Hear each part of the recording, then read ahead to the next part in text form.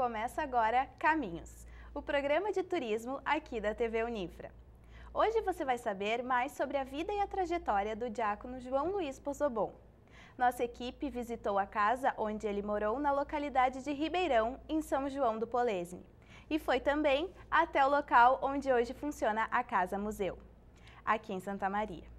Mas antes, para falar sobre o assunto, recebemos no estúdio o padre Agemiro Ferracioli, postulador da causa de canonização do diácono. Seja bem-vindo, padre Agemiro. Vamos começar conversando sobre o processo de canonização. Gostaria que o senhor explicasse um pouco sobre esse tema e quais são as etapas para tornar uma personalidade religiosa um santo. É uma alegria poder estar aqui na TV Unifra e conversar contigo e mostrar esse tema tão importante que é a causa de canonização do servo de Deus João Luiz Pozzobon.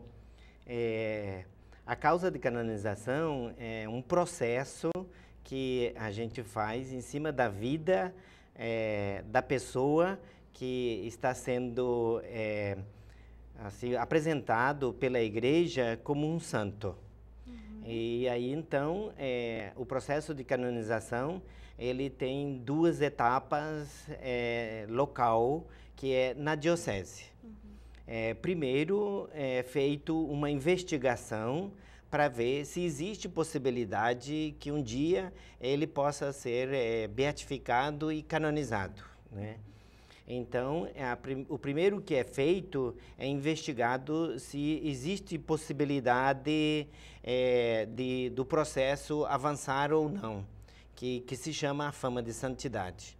E a segunda investigação que a gente faz é, então, que se acontece ou não, dele ter feito algo importante que possa ser uma ajuda para os cristãos. Considerado milagre. Sim, pode ser também casos de milagre, mas de modo especial aqui como ele viveu as virtudes. Como ele viveu as virtudes e que se ele é exemplo de cristão. Trajetória de vida, né? Então a gente primeiro faz a investigação da vida dele. Da vida dele. Depois a gente faz o trabalho que é as testemunhas. O tribunal eclesiástico convoca as testemunhas para depor sobre a vida do candidato à santidade. E por terceiro, então aí é juntado toda a fama de santidade para que tenha uma consistência. Sem fama de santidade não existe processo. Então primeiro é feito uma investigação sobre a história da vida dele. Onde ele nasceu, onde ele cresceu, do que ele trabalhou, se for um caso religioso, que congregação que ele participou. E também, do João Pozzobon, como ele é um leigo, ele é uma pessoa civil, depois ele se tornou diácono, então ele começou a participar da hierarquia da igreja. Mas a vida dele, o maior tempo de vida dele, ele foi como um leigo, né? Casado, pai de família, 7 filhos. Ele primeiro foi agricultor, trabalhou na roça até casar-se a primeira vez. E depois casar a primeira vez porque ele casou a primeira vez, ficou viúvo e aí, estando viúvo, ele casou a segunda vez. Ele trabalhou, logo que ele casou a primeira vez, de hoteleiro. Teve um hotel em Restinga Seca e quando ele vem para Santa Maria, ele continua trabalhando num hotel ali no final da Avenida que dá a estação férrea, né? E aí, então, ali ele teve o Hotel Roma, que chamava naquela época, ele pôs o nome de Roma no hotel. Não sei se hoje ainda tem esse nome, mas ele trabalhou com isso e depois que a primeira esposa faleceu, então ele mudou-se para o quilômetro 3, aqui em Santa Maria, e ali ele colocou um armazém, um pequeno armazém e viveu até o fim da vida com aquele armazém. Então a gente investiga a vida da pessoa. Se ele viveu uma vida de acordo com a vida cristã, se ele é exemplo e modelo. E é muito importante ver ele como ele é exemplo como comerciante, como trabalhador, Assim, tem muita gente que invoca ele como para proteção para a lavoura, tem gente que invoca ele como protetor dos negócios, dos trabalhos, tem graças alcançadas, interessante assim, de pessoas que tinham dificuldade com o trabalho e pediram a intercessão dele e conseguiram. E depois, a segunda etapa da montagem do processo são as testemunhas. São 48 testemunhas que foram convocadas para depor sobre ele. E dessas testemunhas são os parentes, as pessoas mais próximas, as pessoas que mais conheceram ele, que mais podem falar dele. E não precisa só falar bem, porque também as testemunhas contrárias também podem se apresentar. Essas 48 testemunhas que o senhor falou, elas foram até o Vaticano? Não, é durante o processo diocesano que eu estou falando. Local. Quando o processo acontece na diocese. E aí, então, as pessoas vieram até o tribunal, que é composto pela causa de canonização. E ali também, no tribunal, tem o advogado do diabo, que se conhecia antigamente. Interessante comentar isso, que hoje não se chama mais advogado do diabo, é promotor da justiça, né? Então, essas testemunhas vão até o tribunal e interroga eles como se estivesse no fórum, perante um processo civil, assim. Essa daí é a parte mais secreta do processo, assim, né? Senhora Gemiro, o processo de canonização, ele envolve muita pesquisa, como o senhor mesmo acabou de colocar. Eu gostaria de saber um pouquinho mais sobre esses quase 15 anos de análise de documentos realizados aqui em Santa Maria e na região. Como vocês reuniram todo esse material? Durante esses quase 15 anos de processo aqui na região, foram primeiro coletados todos os escritos dele. As cartas, os relatórios que ele fez, ele escreveu para... Ele, apesar de ele ter tido muito pouco estudo, né? Ele escreveu bastante. Nós enviamos para Roma mais de 2.000 cartas, mas na verdade são mais de 3.000 cartas. Nós enviamos a Roma as melhores cartas, né? Que ele escreveu para os seus amigos, para as pessoas religiosas, para o bispo Dom Ivo, ele escreveu muitas cartas, ele escreveu para cardeais, para governadores, para o presidente da República, para o Papa, assim, então todas essas cartas foram coletadas. E depois também foram feitos as testemunhas que foram convocadas. E em terceiro lugar, a comprovação da fama de santidade, que são os pedidos e as graças que alcançaram. E qual seria a próxima etapa após a reunião de todo esse material aqui em Santa Maria e região? Protocolar lá no Vaticano? Conta um pouquinho mais para nós. Sim, sobre isso. Não é bem fácil assim, não. mas o processo aqui em Santa Maria, primeiro, todo o tribunal deve aprovar tudo o que está escrito, se está bem apresentado. Depois que está tudo bem apresentado, é feito o original do processo, que fica na diocese. E depois que é feito todo o original, é feito as cópias que vão para Roma, que são 2 cópias. O processo, no final, conclui com 10.855 páginas de todo esse trabalho dos 14 para 15 anos. E hoje, em que fase está o processo de canonização?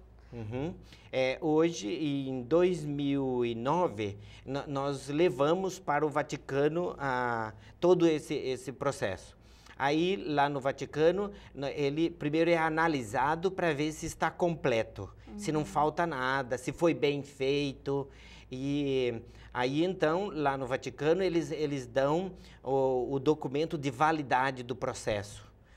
E tendo esse documento de validade, quer dizer, ele está bem feito, ele foi bem apresentado, seguiu as normas do direito canônico e as orientações da Congregação para os Santos. Então, o processo fica lá em Roma. Quando eles assinam o decreto de validade do processo, então aí o processo não é praticamente mais da diocese, da Arquidiocese de Santa Maria. Ele agora pertence ao Vaticano, a responsabilidade agora é do Vaticano. Então, nós chamamos agora a segunda etapa. A primeira é quando o processo junta os documentos na Arquidiocese, pelo tribunal, e a segunda fase é quando o processo agora está no Vaticano e a responsabilidade é do Vaticano, então. E lá é nomeado um postulador, como aqui é nomeado um postulador, lá é nomeado também um postulador para conduzir o processo lá.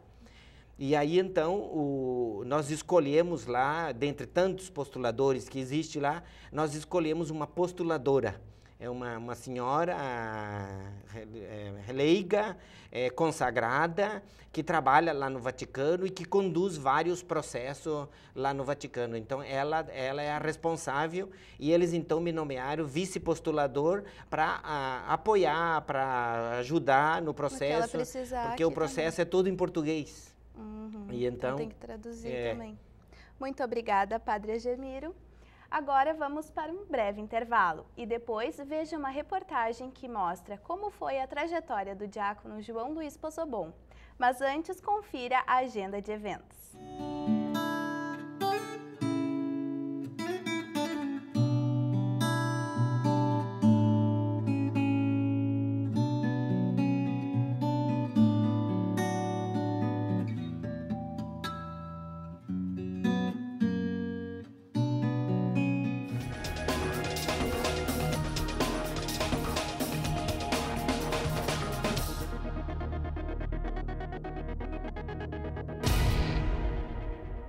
Sonho.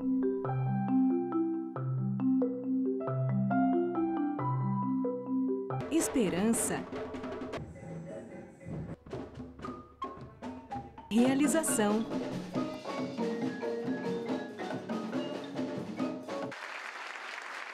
Cuíca, promovendo inclusão social através da música, transformando sonhos em realidade. Oi, você já me conhece, eu sou a Clara. Já imaginou chegar na faculdade morrendo de sede e não ter água para beber? Ou chegar em casa louco por um banho e não poder tomar? Aposto que não seria legal. Água, para não acabar, devemos poupar.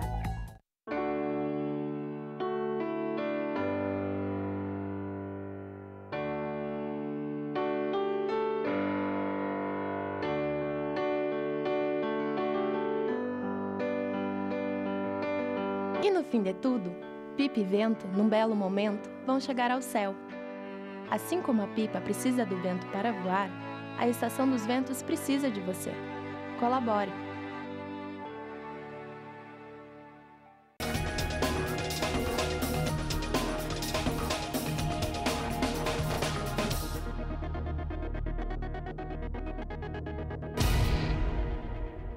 O programa Caminhos está de volta. E agora, confira a dica de viagem.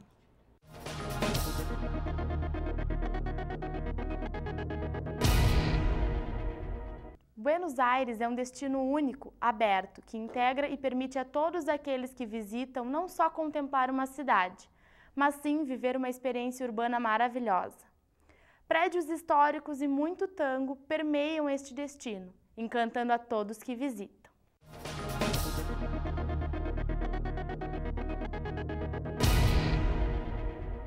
Nossa equipe preparou para você uma reportagem para contar um pouco mais da história do diácono João Luiz Pozzobon. Confira!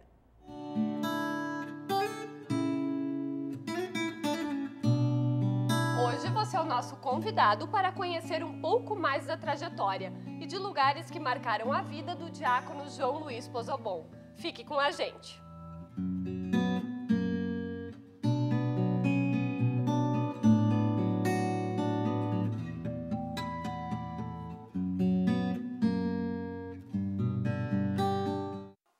A casa onde João Luiz Pozzobon passou a infância e a adolescência foi reconstruída e inaugurada em dezembro de 1998.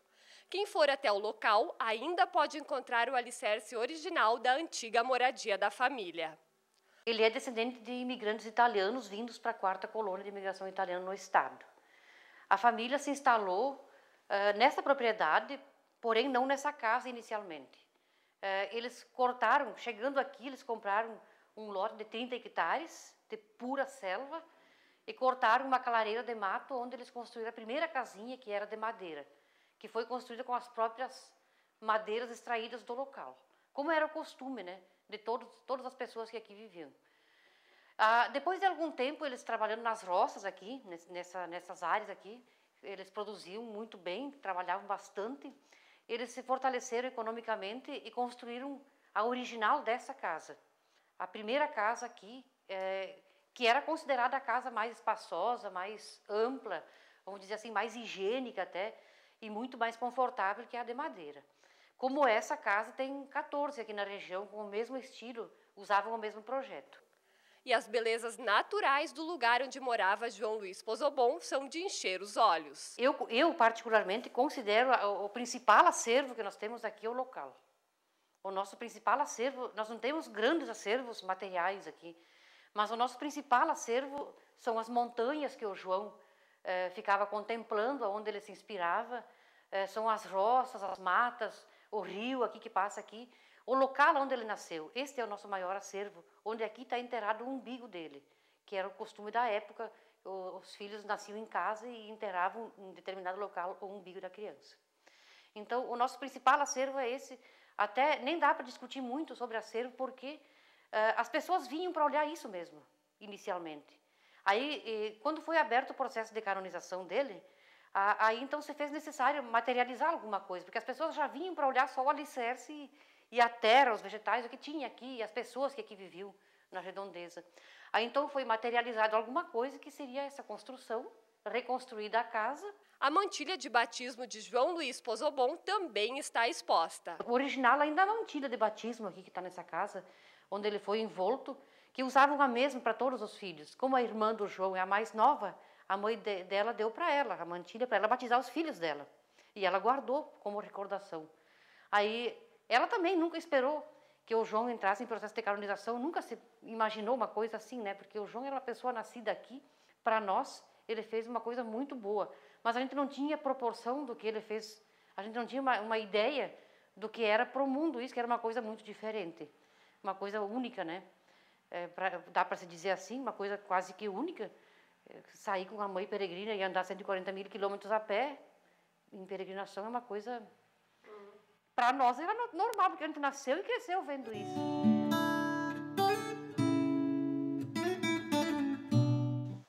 Chegamos até a casa do diácono João Luiz Pozzobon, onde ele morou com a segunda mulher e onde nasceram 5 dos 7 filhos.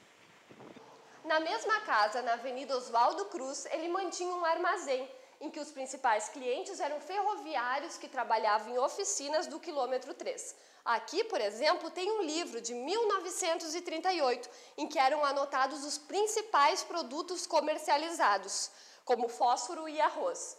E agora nós vamos saber um pouco mais da história do diácono, conhecendo o quarto dele. Fique com imagens do interior da casa.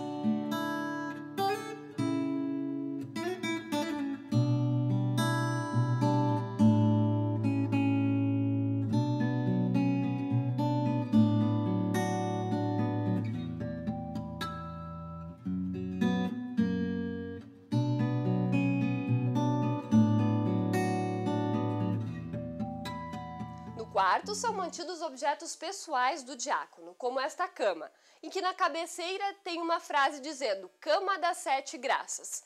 Elaine, o que o diácono quis dizer com esta frase? Que nesta cama nasceram seus 7 filhos, e que cada filho representava uma graça de Deus. Tanto que está escrito 1929, a data do primeiro filho, e 1946, a data do último filho, do filho mais novo. E além de todo esse cuidado que ele teve com a família, o diácono tinha uma preocupação também em divulgar pelo mundo a imagem da Mãe Rainha, né? O que representam todos esses quadros? Representa os 35 anos de caminhada com a imagem da Mãe Rainha. Então, cada ano, o seu João tinha um lema. Ele dizia que era inspirado pela Mãe de Deus. Então, nós podemos ver nos quadros, cada ano ele tinha um lema onde ele contava toda a sua caminhada, toda a sua história naquele ano. É realmente toda a sua história de vida que está nesses quadros aqui na parede. E tem um quadro que é especial, que é o seu último quadro, o último quadro que o diácono fez, né? Que fala dessa expansão da imagem da Mãe Rainha, enfim, pelo mundo. Qual a história desse quadro? Realmente, nós temos ali que a inspiração dele era Maria, minha luz, caminho seguro, liberta e transforma. Então, todos os quadros nós vemos que tem um desenho. Ali ele desenhou um avião, né? E que a imagem da Mãe Rainha ia ganhar o mundo. Em 35 anos, o diácono percorreu mais de 140 mil quilômetros a pé. A campanha da Mãe Peregrina atingiu todos os estados do Brasil e no mundo foram 104 países nos 5 continentes. A campanha começou em 1950, quando o diácono carregava no ombro uma imagem como esta. A imagem original está no Centro Mariano, que é para onde vamos agora. A imagem foi entregue pela irmã Terezinha Gobo. A missão era levar a Mãe Rainha e rezar o terço com as famílias durante cerca de um mês. Foi aí que Pozobon descobriu a sua vocação e não parou mais. O trabalho vem tendo reconhecimento com o processo de canonização no Vaticano. As malas com os documentos do processo de canonização, que foram levadas para Roma, também fazem parte do acervo da Casa do Diácono. O Caminhos de hoje fica por aqui. Se você quiser rever os programas que já foram ao ar, basta acessar o YouTube no canal Unifra Online. Além disso, você pode participar enviando sugestões de assuntos para o e-mail tvunifra@unifra.br. Até semana que vem. Tchau!